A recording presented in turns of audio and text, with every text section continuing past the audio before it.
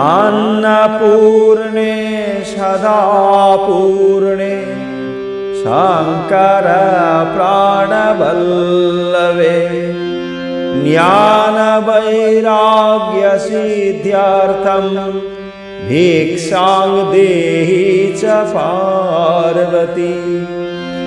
माता मे पार्वती देवी पिता देवो महेश्वरः बान्धवा शिवभक्ताश्च स्वदेशो भुवनत्रयम्।